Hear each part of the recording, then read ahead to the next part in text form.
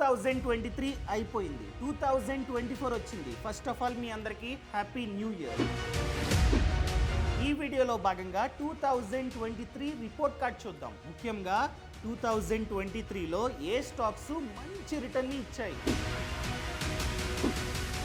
అదేవిధంగా ఏ రకమైన mutual funds ఎక్కువ రిటర్న్ జనరేట్ చేశాయి. 2023లో చాలా ఐపీఓస్ లిస్ట్ అయ్యాయి. బెస్ట్ రిటర్న్ ఇచ్చిన ఐపీఓ ఏంటి, అదేవిధంగా బాండ్స్ ఏ రకమైన బాండ్స్ ఎక్కువ రిటర్న్ జనరేట్ చేశాయి. సింపుల్గా చెప్పాలంటే ఈల్డ్. బెస్ట్ బాండ్స్ ఏంటి, అదేవిధంగా ఈ జనవరి 1 నుండి పోస్ట్ ఆఫీస్ స్కీమ్స్ యొక్క వడ్డీ రేట్లు పెరిగాయి. సో ఏ స్కీమ్స్ యొక్క వడ్డీ రేట్లు పెరిగాయి, అదేవిధంగా గోల్డ్, సిల్వర్, ఇండెక్స్ ఫండ్స్, ఇవన్నీ A to Z మనమైతే ఈ వీడియోలో డిస్కస్ చేద్దాం. మేబీ మార్కెట్ ఇదే విధంగా పర్ఫార్మెన్స్ చేస్తే మేబీ 2024లో కూడా ఇవే బెస్ట్గా పర్ఫార్మెన్స్ చేయొచ్చు. సో ఖచ్చితంగా ఈ వీడియోని లాస్ట్ వరకు చూడండి. అండ్ ఇంతవరకు ఈ ఛానల్ని సబ్స్క్రైబ్ చేసుకోకపోతే ఇప్పుడే సబ్స్క్రైబ్ చేసుకోండి. నేను మీ Kaushik Maridi. First mutual funds గురించి చూద్దాం. మ్యూచువల్ ఫండ్స్లో చాలా టైప్స్ ఉంటాయి. Large cap funds, mid cap funds, small cap, multi cap, etcetera. ఏ టైప్ ఆఫ్ ఫండ్స్ ఎక్కువ రిటర్న్ ని జనరేట్ చేశాయి గెస్ చేయండి. స్మాల్ క్యాపా? స్మాల్ క్యాపే. స్మాల్ క్యాప్ అంటే ఏంటి, వీటిల్లో చాలా ఫండ్స్ ఉంటాయి. ఈ అన్ని ఫండ్స్ యావరేజ్గా ఎంత పర్సంటేజ్ ఆఫ్ రిటర్న్ ని జనరేట్ చేసాయో తెలుసా? నేను చెప్తుంటా 12 అని చెప్తుంటా యావరేజ్గా. కానీ యావరేజ్గా స్మాల్ క్యాప్ ఫండ్స్ అన్నీ కలిపి 42.73% ఆఫ్ రిటర్న్ ని జనరేట్ చేశాయి. 12 అంటే అమ్మో 12 వస్తాయా అంటారు, 42. అదేవిధంగా నెక్స్ట్ మిడ్ క్యాప్ చూసుకున్నట్లయితే 37.31%. And multi cap, large cap కాదు మల్టీ క్యాప్ అంటే large cap, mid cap, small cap అన్నీ కలిపితే మల్టీ క్యాప్. ఈ మల్టీ క్యాప్ ఫండ్స్ అనేవి 32.72% ఆఫ్ రిటర్న్ ని జనరేట్ చేశాయి. 4th one large and mid cap. అంటే ఫండ్ మేనేజరు మన డబ్బుని లార్జ్ క్యాప్ స్టాక్స్లో, మిడ్ క్యాప్ స్టాక్స్లో రెండిటిలోని పెట్టుబడి పెడుతూ ఉంటాడు అనమాట. ఆ సెక్టార్ చూసుకున్నట్లయితే 29.46% ఆఫ్ రిటర్న్ ని జనరేట్ చేసింది. And last one large cap వచ్చేసి 22.90%. అర్థమైందా అండి? బెస్ట్ వచ్చేసి స్మాల్ క్యాప్ విత్ 42.73%. ఈ large cap, small cap, mid cap, multi cap వీటిల్లో చాలా కేటగిరీస్ ఉంటాయి. లైక్ బ్యాంకింగ్ సెక్టారు, ఆ సెక్టార్, ఈ సెక్టార్, మ్యానుఫ్యాక్చరింగ్, ఎక్సెట్రా. మళ్ళీ వీటిల్లో బెస్ట్గా పర్ఫార్మెన్స్ చేసింది ఏంటంటే ఇన్ఫ్రాస్ట్రక్చర్ ఆ కేటగిరీ. ఎందుకంటే అది 45.23% రిటర్న్ ని జనరేట్ చేసింది. అంటే ఏంటి, రోడ్స్, ఎయిర్పోర్ట్స్, పోర్ట్స్ ఇవన్నీ కడుతుంటారు కదా, అదే సెక్టర్. అదేకంగా 45.23%. వరస్ట్ వచ్చేసి బ్యాంకింగ్ అండ్ ఫినాన్షియల్ సర్వీసెస్. ఆ సెక్టర్ చూసుకున్నట్లయితే 20.92% ఆఫ్ రిటర్న్ ని జనరేట్ చేసింది. క్లియర్? సో బెస్ట్ వచ్చేసి స్మాల్ క్యాప్. అదేవిధంగా ఇండెక్స్ ఫండ్స్ తెలుసు కదా, ఇండెక్స్. సో ఏ ఇండెక్స్ ఎక్కువ పర్సంటేజ్ ఆఫ్ రిటర్న్ ని జనరేట్ చేసింది? First one Nifty small cap 100. అర్థమైందా అండి? సో స్మాల్ క్యాప్ యొక్క స్టాక్స్ని ఇండికేట్ చేస్తూ ఉంటుంది, అది కూడా 100. మార్కెట్ క్యాప్ పరంగా టాప్ 100. సో ఆ ఇండెక్స్ చూసుకున్నట్లయితే 53.46%, which is very high. So maybe ఫ్యూచర్లో కూడా ఇలాగే రావచ్చు, రాకపోవచ్చు. Second Nifty mid cap 100. Mid cap అంటే మిడ్ క్యాప్ స్టాక్స్ అనమాట, అది కూడా మార్కెట్ క్యాప్ పరంగా టాప్ 100 స్టాక్స్. ఆ స్టాక్స్ ఓవరాల్గా చూసుకున్నట్లయితే 44.59% ఆఫ్ రిటర్న్ ని జనరేట్ చేసింది. సో ఇలాంటి ఫండ్స్ చాలా ఉన్నాయి. Like Nifty small cap 100 fund అని, లేకపోతే నిఫ్టీ మిడ్ క్యాప్ 100 ఫండ్ అని చాలా ఉన్నాయి. And third one Nifty 500. రీసెంట్గా కూడా చెప్పా ఒక ఫండ్. సో నిఫ్టీ 500 చూసుకున్నట్లయితే ఆ ఇండెక్స్ అన్నది 24.91% ఆఫ్ రిటర్న్ ని జనరేట్ చేసింది. అదేవిధంగా నిఫ్టీ 50 అది చూసుకున్నట్లయితే 19.6. మనమందరం నిఫ్టీ 50 ఎక్కువ అనుకుంటాం, కానీ ఇక్కడ రివర్స్ అయింది 2023లో. మళ్ళీ వీటిలో ఏ సెక్టర్, నిఫ్టీ రియాలిటీ అది ఎక్కువగా రిటర్న్ ని జనరేట్ చేసిందనమాట. ఇప్పుడు వీటిల్లో చాలా సెక్టర్స్ ఉంటాయి. ఇందులో నిఫ్టీ 500లో, లేకపోతే నిఫ్టీ 50లో, నిఫ్టీ స్మాల్ క్యాప్ 100లో, ఇవన్నీ స్టాక్స్ మార్కెట్ క్యాప్ పరంగా. కానీ ఈ స్టాక్స్లోనే చాలా సెక్టర్స్ ఉంటాయి. ఏ సెక్టరు ఎక్కువగా రిటర్న్ ని జనరేట్ చేసిందంటే రియాలిటీ, అంటే రియల్ ఎస్టేట్, దానికి సంబంధించిన సెక్టర్ అనమాట. అది చూసుకున్నట్లయితే 78.35%. అర్థమైందండి నేను చెప్తుంది? ఒక సెక్టర్, ఒక గ్రూప్ ఆఫ్ కంపెనీస్, అంటే రియల్ ఎస్టేట్కి సంబంధించిన గ్రూప్ ఆఫ్ కంపెనీస్ ఎక్కువ రిటర్న్ని జనరేట్ చేశాయి. అదేవిధంగా వర్స్ట్ వచ్చేసి ఆయిల్ అండ్ గ్యాస్. అది చూసుకున్నట్లయితే ఆ సెక్టర్ చూసుకున్నట్లయితే 11.39% మాత్రమే జనరేట్ చేసింది. క్లియర్? ఇక్కడ వరకు అర్థమైందా అండి? సో మేబీ ఫ్యూచర్లో కూడా ఇలాగే ఉండవచ్చు, లేకపోతే ఉండకపోవచ్చు. ఇప్పుడు మెయిన్ థింగ్, ఏ మ్యూచువల్ ఫండ్స్ 2023లో ఎక్కువ రిటర్న్ని జనరేట్ చేశాయి? ఇప్పుడు వరకు మనం జస్ట్ స్మాల్ క్యాపా, మిడ్ క్యాపా ఆ కేటగిరీ చూసాం, అదేవిధంగా ఇండెక్స్ చూసాం. ఇప్పుడు మెయిన్ థింగ్, ఏ ఫండ్స్ ఎక్కువ రిటర్న్ని జనరేట్ చేశాయి చూద్దాం రండి. First one Mahindra Manulife small cap fund అనమాట. ఈ ఫండ్ 2023లో, నేను చెప్తుంది ఓన్లీ 2023లో చూసుకున్నట్లయితే ఆల్మోస్ట్ 40% రిటర్న్ని జనరేట్ చేసింది. 40, which is very high in 1 year. అదేవిధంగా next one Franklin India smaller companies fund అనమాట. ఈ ఫండ్ 36% రిటర్న్ని జనరేట్ చేసింది ఇన్ 2023. అండ్ థర్డ్ వన్ చూసుకున్నట్లయితే బంధన్ ఎమర్జింగ్ బిజినెస్ ఫండ్ అనమాట. ఈ ఫండ్ చూసుకున్నట్లయితే 35.08% రిటర్న్ని జనరేట్ చేసింది. అదేవిధంగా next one union small cap fund అనమాట. ఈ ఫండ్ చూసుకున్నట్లయితే 34% ఆఫ్ రిటర్న్ని జనరేట్ చేసింది in 1 year, that 2023. And fifth one Nippon India small cap fund 34%. అర్థమైందండి? ఈ ఫండ్స్ మంచిగా పర్ఫార్మెన్స్ చేశాయి.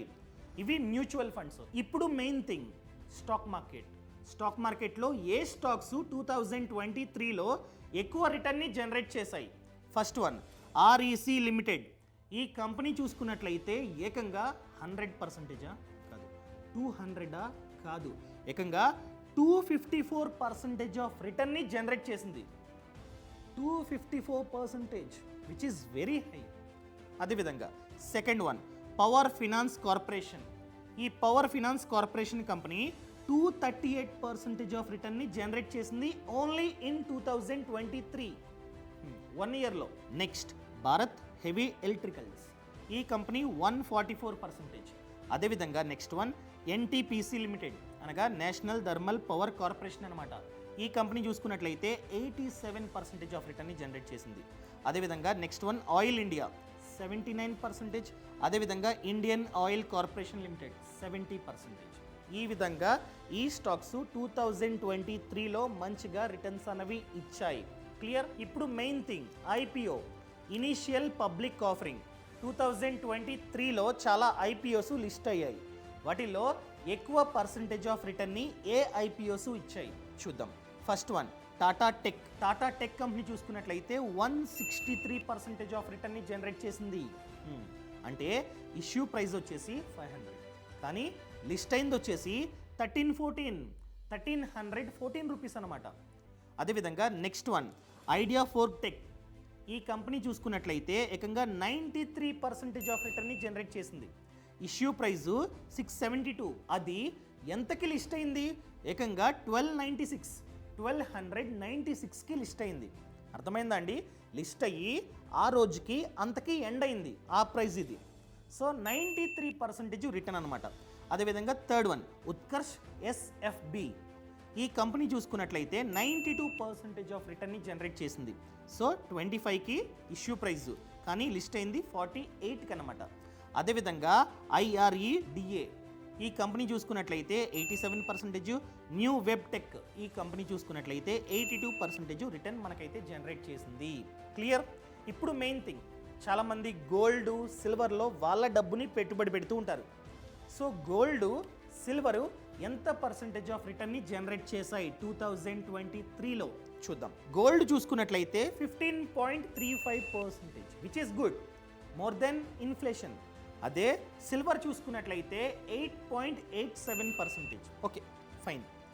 ఇప్పుడు మెయిన్ థింగ్, బాండ్స్, ముఖ్యంగా ప్రభుత్వ బాండ్స్. ఆ బాండ్స్ యొక్క ఈల్డ్ అన్నది 2022లో 7.33%, కానీ అది తగ్గింది 23లో. ఎంత? 7.21%. ఇది ఈల్డ్, ప్రభుత్వ బాండ్స్ యొక్క ఈల్డ్. మీరు అడగొచ్చు, ఓన్లీ గవర్నమెంట్ బాండ్సేనా, ప్రైవేట్ బాండ్స్ ఉంటాయి కదా, వాటిల్లో ఏది ఎక్కువగా రిటర్న్ని జనరేట్ చేసింది చెప్పండి, ఈల్డ్ చెప్తా. సో ఫస్ట్ వన్ కీర్తన ఫిన్సర్. ఈ బాండ్కి ఐసిఆర్ఏ BBB రేటింగ్ ఉంది, BBB BBB. సో ఈ బాండ్ చూసుకున్నట్లయితే ఈల్డ్ ఎంతంటే 13.51% కరెంట్ ఈల్డ్ అనమాట. అదేవిధంగా సెకండ్ వన్ అన్నపూర్ణ ఫినాన్స్ అనమాట. సో దీని యొక్క ఎక్స్పైరీ డేటు 2029 సెప్టెంబర్ 7th 2029. అప్పుడు మన డబ్బు ప్లస్ రిటర్న్ వెనక్కి వస్తుందన్నమాట. దీని యొక్క కరెంట్ ఈల్డ్ చూసుకున్నట్లయితే 13. Fine. Next Satin credit care network. ఇది చూసుకున్నట్లయితే దీని యొక్క ఎక్స్పైరీ డేటు 2025. దీని రేటింగు ఐసిఆర్ఏ A- అనమాట, A-. అండ్ దీని యొక్క రిటర్న్ కరెంట్ ఈల్డ్ చూసుకున్నట్లయితే 12.08%. ఫైన్. నెక్స్ట్ స్పందన స్ఫూర్తి. సో ఇది చూసుకున్నట్లయితే 11.92%. ఇది కరెంట్ ఈల్డ్. ఈ విధంగా రిటర్న్స్ అనేవి వచ్చాయి, ఫ్యూచర్లో కూడా రావచ్చు, రాకపోవచ్చు అనమాట. ఇవన్నీ ప్రైవేట్ బాండ్స్. ఇంతకుముందు గవర్నమెంట్ బాండ్స్ అనమాట. దాని యొక్క ఈల్డ్ యావరేజ్గా ఈల్డ్ తగ్గింది, కానీ ఇవి మంచిగా ఇస్తూ ఉన్నాయి. క్లియర్, అర్థమైందండి? ఇప్పుడు మెయిన్ థింగ్, మీరు కనుక పోస్ట్ ఆఫీస్లో మీ డబ్బుని పెట్టుబడి పెడదామనుకుంటున్నట్లయితే ప్రెజెంట్ వడ్డీ రేట్లు పెరిగాయి.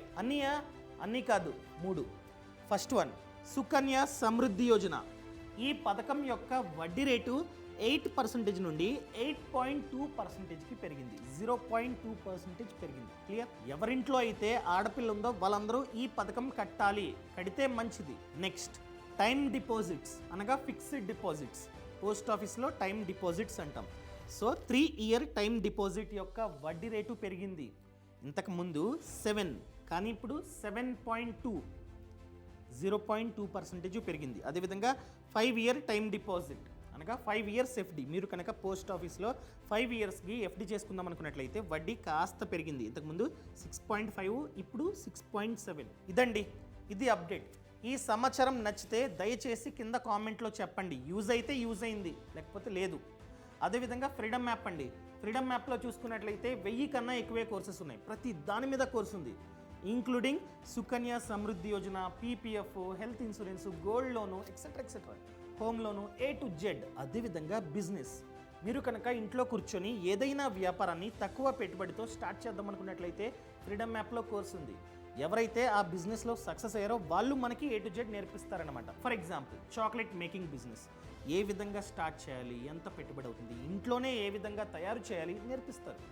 అదేవిధంగా వ్యవసాయం. మీరు కనుక వ్యవసాయాన్ని చేద్దాం అనుకున్నట్లయితే ఫ్రీడమ్ యాప్లో కోర్స్ ఉంది. డ్రాగన్ ఫ్రూట్ ఫార్మింగ్ మంచిగా లాభాలు వస్తున్నాయి. సో ఏ విధంగా మొదలు పెట్టాలి, ఎంత పెట్టుబడి అవుతుంది, లోన్ కావాలంటే ఎలా, సబ్సిడీ కావాలంటే ఎలా, A to Z. ఎవరైతే ఆ వ్యవసాయం చేస్తున్నారో వాళ్ళు, ఆ ఫార్మర్ మనకైతే A to Z వాళ్ళ యొక్క పొలంలో ఎక్స్ప్లెయిన్ చేస్తారనమాట. సో మీరు కనుక స్టార్ట్ చేద్దాం అనుకున్నట్లయితే ఫ్రీడమ్ యాప్ అనేది చాలా బాగా యూజ్ అవుతుంది. మిడిల్లో డౌట్స్ ఉంటే మీరు డైరెక్ట్గా వాళ్ళతోనే మాట్లాడవచ్చు.